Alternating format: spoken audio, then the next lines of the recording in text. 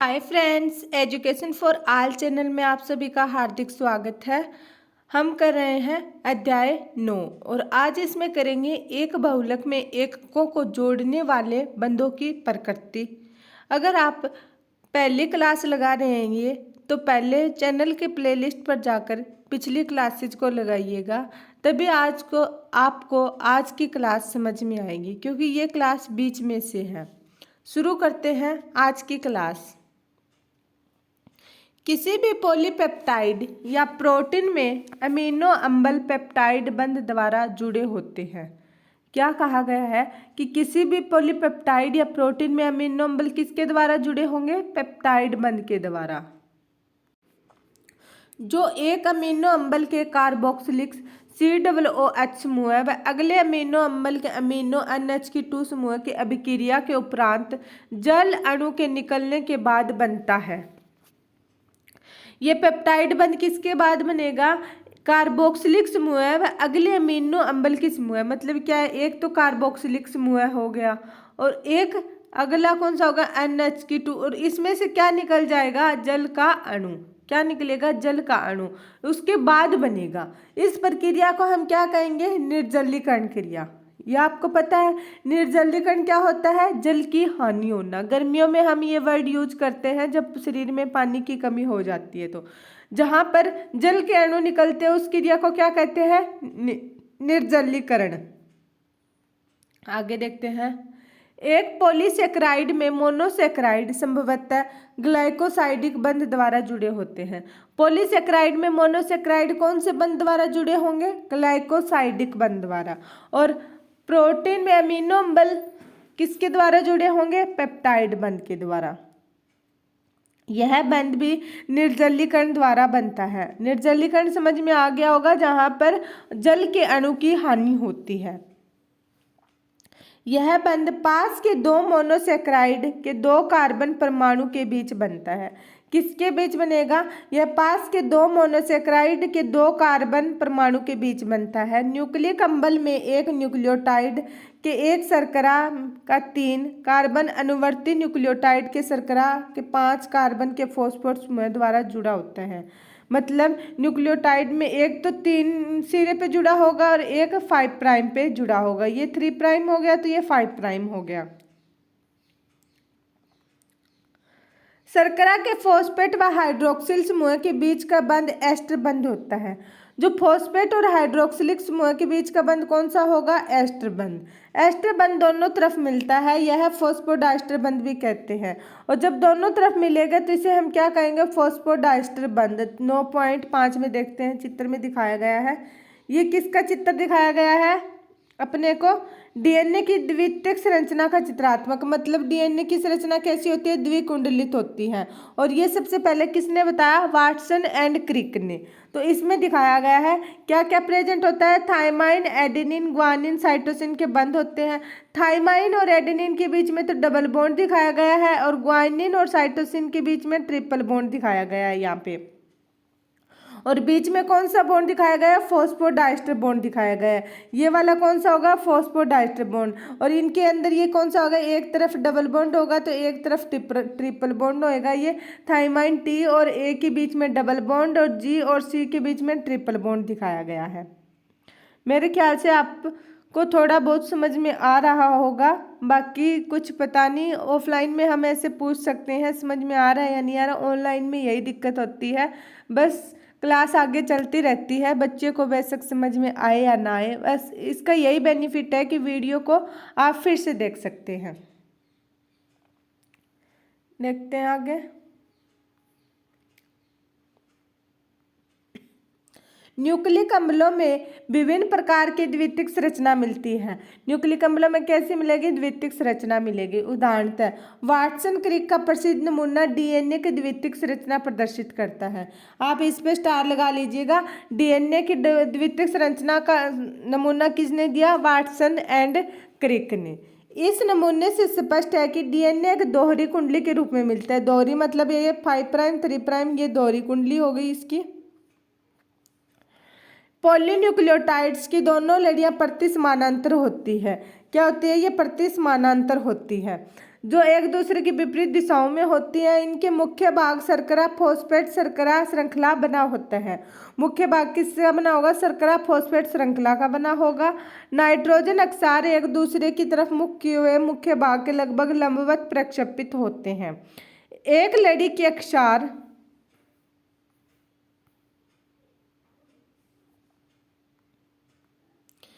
ए व जी, ए से एडेनिन, जी से ग्वानिन अनिवार्यतः दूसरे लड़ी के अक्षार क्रम से टी और सी, टी से थाइमाइन और सी से साइटोसिन युग्म अक्षार बनाते हैं। ए व टी के बीच 2 हाइड्रोजन बंध जबकि जी व सी के बीच में 3 हाइड्रोजन बंध हैं। यह हमने डायग्राम में देखा। प्रत्येक श्रृंखला एक घुमावदार सीढ़ी जैसी प्रतीत होती है। सीढ़ी के प्रत्येक पद में अक्षरों का युग्मकों का बना होता है। सीढ़ी का प्रत्येक पद दूसरे पद से 360 के कोण पर घुमा होता है। कुंडलित श्रृंखला के एक पूर्ण घुमाव में 10 पद या 10 अक्षर युग्म पाए जाते हैं। इस तरह आप डीएनए का रेखाचित्र बनाने का प्रयास कर सकते हैं। एक पूर्ण घुमाव की लंबाई 34 एंगस्ट्रॉम होता है, जबकि 2 अक्षर युग्मकों के बीच की खड़ी दूरी 3.4 एंगस्ट्रॉम होती है। उपरोक्त वर्णित विशेषायुक्त डीएनए को बीडीएनए कहते हैं। उच्च कक्षाओं में तुम्हें बताया जाएगा कि 1 दर्जन से भी अधिक प्रकार के डीएनए होते हैं, जिनका नामकरण संरचनात्मक विशेषता के आधार पर अंग्रेजी की वर्णमाला के आधार पर किया गया है, जैसे ए बी जेड डीएनए, ऐसे इनका नामकरण रखा गया है। ये क्या है? इस पैराग्राफ में डीएनए की संरचना के बारे में बताया गया है। आपको डीएनए की स्ट्रक्चर के बारे में इसकी डिटेल दी गई है। आगे देखते हैं हम शरीर अवयवों की गतिक अवस्था उपापचय की संकल्पना। सॉरी फ्रेंड्स, हम लोगों ने अब तक जो अध्ययन किया है उसके अनुसार जीव, चाहे वह साधारण जीवाणु कोशिका हो, प्रोटोजोआ पौधा या प्राणी हो, ये सभी हजारों कार्बनिक यौगिकों से मिलकर बने होते हैं। ये यौगिक या जैव अणु एक निश्चित सांद्रता में मिलते हैं। इन्हें मोल्स प्रति कोशिका या मोल्स प्रति लीटर आदि के रूप में व्यक्त करते हैं। अध्ययनों में से एक जो प्रमुख जानकारी प्राप्त हुई है उसके अनुसार जैव अणुओं में हेरफेर होता रहता है। इससे तात्पर्य यह है कि ये लगातार दूसरे नए जैव अणुओं में परिवर्तित होते रहते हैं, दूसरे जैव अणुओं से मिलकर बनते हैं। जीवधारी यह निर्माण व विखंडन रासायनिक अभिक्रिया द्वारा लगातार होता रहता है। सभी इन रासायनिक अभिक्रियाओं को उपापचय कहते हैं। सभी उपापचय अभिक्रियाओं द्वारा जैव अणुओं का रूपांतरण होता है। उपापचय में क्या होता है? अणुओं का टूटना फूटना, मतलब नए अणुओं में परिवर्तित होना। कुछ उपापचय रूपांतरण के उदाहरण निम्न है। अमीनो अम्ल से कार्बन डाइऑक्साइड के निकलने के बाद अमीनो अम्ल का एमीन में बदलना, न्यूक्लियोटाइड के अक्षार से अमीनो समूह का अलग होना, डाइसैकराइड में ग्लाइकोसाइडिक बंध के जल अपघटन। क्या दिया गया है? कुछ उपापचय के उदाहरण दिए गए हैं। एक बार फिर से उन उदाहरणों को रिपीट कर लेते हैं। अमीनो अम्ल से जब कार्बन डाइऑक्साइड निकल जाती है तो अमीनो अम्ल किस में बदल जाता है? एमीन में।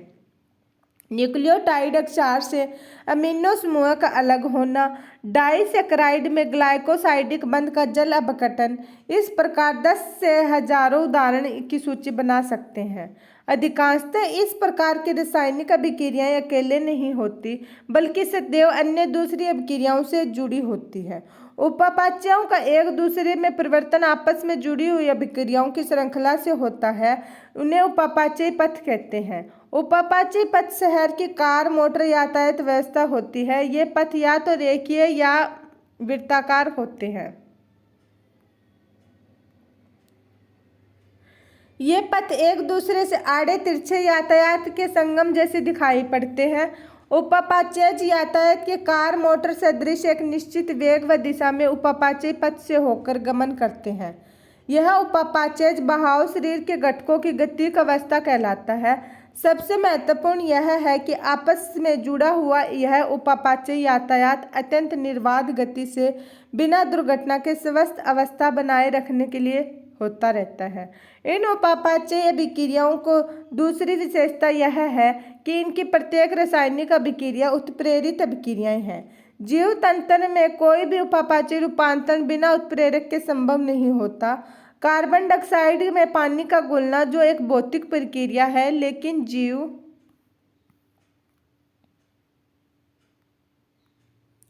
तंत्र में यह एक उत्प्रेरक अभिक्रिया है। उत्प्रेरक जो उपापचय रूपांतरण की गति को बढ़ाते हैं वे प्रोटीन होते हैं। ये प्रोटीन, इनमें उत्प्रेरण की क्षमता होती है, उन्हें एंजाइम कहते हैं। अब इसमें क्या कहा गया है कि जब जैव अणुओं का टूटना, जुड़ना या फिर नए जैव अणुओं में परिवर्तित होना, उसे हम क्या कहेंगे? उपापचय। उपापचय के बहुत से उदाहरण दिए गए हैं और साथ में ये जो उपापचय क्रियाएं हैं, ये एक क्रिया से दूसरी क्रिया के जुड़ी हुई होती है, मतलब स्वतंत्र रूप से कार्य नहीं करती है। उनका एक क्रिया से दूसरी क्रिया पर इनका संबंध होता है। और ये किसकी सहायता से कार्य करते हैं? उत्प्रेरक की सहायता से। उत्प्रेरक क्या होते हैं? जो अभिक्रिया या क्रिया को घटाने या बढ़ाने का कार्य करते हैं। जहाँ पर उत्प्रेरक प्रेजेंट होंगे वो क्रियाओं की गति जल्दी होगी। और ये उत्प्रेरक क्या होते हैं? एक प्रोटीन होते हैं। और जब ये रासायनिक अभिक्रियाओं को गति को बढ़ाने का कार्य या रोकने का कार्य करेंगे तो इन्हें हम क्या कहेंगे? एंजाइम। होते ये प्रोटीन है, लेकिन जब ये अभिक्रिया में भाग लेते हैं तो इन्हें हम क्या बोलते हैं? एंजाइम। जीव का उपापचय आधार क्या है? आगे देखते हैं हम। जीव का उपापचय आधार। उपापचय पथ द्वारा साधारण पदार्थों से जटिल पदार्थ जैसे एसिटिक अम्ल से कोलेस्ट्रॉल का बनना व जटिल पदार्थों से सरल पदार्थ जैसे कंकाली पेशियों में ग्लूकोज से लैक्टिक अम्ल का निर्माण होता है। क्या है कि साधारण पदार्थों से जटिल पदार्थ बन सकते हैं, उससे जटिल पदार्थ से साधारण पदार्थ बन सकते हैं। एग्जाम्पल दिया गया है इसमें, एसिटिक अम्ल से कोलेस्ट्रॉल का बनना और कंकाली पेशियों में ग्लूकोज से लैक्टिक अम्ल का बनना। पहली प्रकार की प्रक्रिया को जैव संश्लेषण पथ या उपचय पथ कहते हैं। दूसरी प्रक्रिया में अपचय विखंड होता है तो इससे क्या कहेंगे? अपचय पथ कहेंगे। जब कोई चीज बनती है तो उसे अपचय उपचय पथ कहेंगे। मतलब एक और एक मिलकर क्या बने? दो। एक और एक जुड़कर क्या बना? दो। तो इसको क्या कहेंगे हम? अपचय अपचय उपचय क्रिया कहेंगे। लेकिन जब दो में से एक गया, क्या बना? एक। मतलब इसमें कोई चीज टूटी है तो उसे हम क्या कहेंगे? अपचय। क्या कहेंगे? अपचय। पहले में तो संश्लेषण होता है, मतलब कोई क्रिया जुड़कर बनती है, दो अणु जुड़कर एक नया अणु बनाते हैं। और दूसरे में क्या होता है? दो अणु टूटकर अलग अलग अणु बनाते हैं, उसे क्या कहेंगे? अपचय पथ। उपचय पथों में ऊर्जा खर्च होती है। अमीनो अम्ल, क्योंकि इसमें एक और एक जुड़ा तो जुड़ने में क्या लगी? हमारी ऊर्जा एटीपी लगी इसमें, तो इसमें क्या होगी? ऊर्जा खर्च होगी। अमीनो अम्लों से प्रोटीन के निर्माण में ऊर्जा की आवश्यकता होती है। जब अमीनो अम्ल से प्रोटीन का निर्माण होगा तो क्या होगी? ऊर्जा की आवश्यकता होगी। दूसरी तरफ अपचय पथ में ऊर्जा मुक्त होती है, जैसे कंकाली पेशियों में ग्लूकोज से लैक्टिक अम्ल का टूटना। अब क्या है? दूसरी में कोई चीज है, ये दो है, अब इसका टूटकर एक अलग बना, एक अलग बना, तो क्या हुआ? खंडित हुआ। जैसे बम का फूटना, छोटे छोटे टुकड़ों में बनना। टुकड़ों में बंटेगी कोई चीज़ तो वो उसका क्या करेगी? ऊर्जा मुक्त होएगी उससे। अब ये जैसे बॉल है, इसको हम ऐसे ब्लास्ट करते हैं तो ये छोटे छोटे टुकड़ों में बिखर जाती है ना, तो उससे क्या होती है? ऊर्जा विमुक्त होती है। छोटे छोटे टुकड़ों में बंटने की क्रिया को क्या कहते हैं? ऊर्जा मुक्त होती है। एक बार फिर से समझा देती हूँ। अपचय पथ कौन सा होगा? उपचय पथ। जैसे एक और एक जुड़कर क्या बना? दो। ये क्या हो गया? अपचय। इसमें छोटे छोटे अणु, जैसे ये छोटा अणु है, ये छोटा अणु है, मिलकर क्या बना? एक बड़ा अणु। तो इसमें क्या होगी? ऊर्जा खर्च होगी, मतलब ऊर्जा इसमें लगेगी। और इसमें अपचय में क्या होता है? जब छोटे छोटे अणु मिलकर, अब दो है, दो से क्या बना? टूटकर एक और एक, तो इसमें क्या होगी? ऊर्जा मुक्त होगी इसमें, क्योंकि यहाँ से जब छोटे छोटे टुकड़ों में कोई चीज टूटती है तो ऊर्जा मुक्त होती है।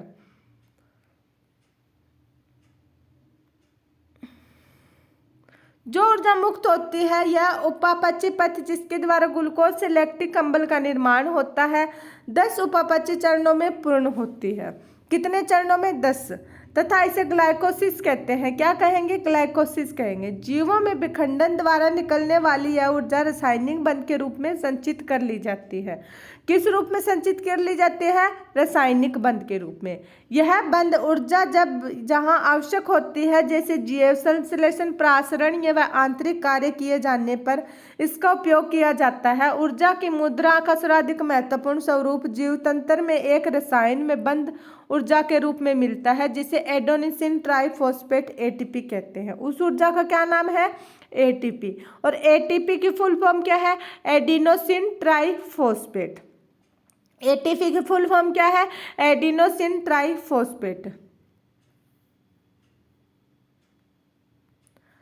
जीव अपनी ऊर्जा कैसे प्राप्त करते हैं, उनमें किस तरह का योजना विकसित हुई है, वे इस ऊर्जा को कैसे व किस रूप में संचित करते हैं, इस ऊर्जा को वे कार्य में कैसे बदलते हैं, तुम इन सब चीज़ों के बारे में बाद की उच्च कक्षाओं में नई शाखाओं में अध्ययन करेंगे, जिसे जैव ऊर्जा विज्ञान बायो एनर्जेटिक कहते हैं।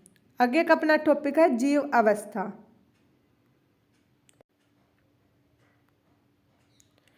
जीव अवस्था। इस अवस्था में आप समझ चुके होंगे कि जीवों में उनके अनुसार एक निश्चित सांद्रता में हजारों रासायनिक यौगिक मिलते हैं, जिसे उपापाचय या जैव अणु कहते हैं। उदाहरणतः सामान्य स्वस्थ व्यक्ति में रक्त शर्करा की मात्रा 4.5 से 5 मिलीमोल, जबकि हार्मोन की नैनोग्राम प्रति मिलीलीटर होती है।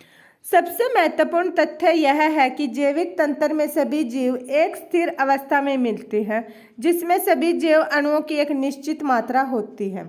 ये जैव अणु एक उपापचय प्रभाव में होते हैं। कोई भी रासायनिक या भौतिक प्रक्रिया स्वतः साम्य अवस्था को प्राप्त करती है। स्थिर अवस्था एक असाम्य अवस्था होती है।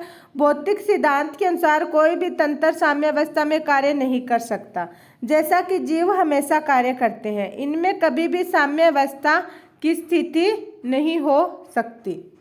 अतः जीव अवस्था एक असाम्य स्थायी अवस्था होती है, जिससे कार्य संपन्न होते हैं। जीव अवस्था कैसी होती है? एक असाम्य स्थायी अवस्था होती है, जिससे कार्य संपन्न होते हैं। जीव प्रक्रिया एक लगातार प्रयास है, जिसमें साम्य अवस्था से बचा जा सके। इसके लिए सदा ऊर्जा की आवश्यकता होती है। उपापचय वह प्रक्रिया है जिससे ऊर्जा प्राप्त होती है। अतः जीव अवस्था व उपापचय एक दूसरे के पर्यायवाची होते हैं। बिना उपापचय की जीव अवस्था प्राप्त नहीं हो सकती। आगे का अपना टॉपिक है एंजाइम। और एंजाइम हम कल की क्लास में करेंगे। इसके साथ ही अपना 9th चैप्टर कंप्लीट हो जाएगा। जानने से पहले फ्रेंड्स, वीडियो को लाइक और चैनल को अपने फ्रेंड्स के साथ शेयर जरूर करें। जल्दी से जल्दी 100 सब्सक्राइबर करा दीजिएगा। Thank you. बने रहिएगा हमारे साथ, सिलेबस को धीरे धीरे कंप्लीट करते रहिएगा। धन्यवाद।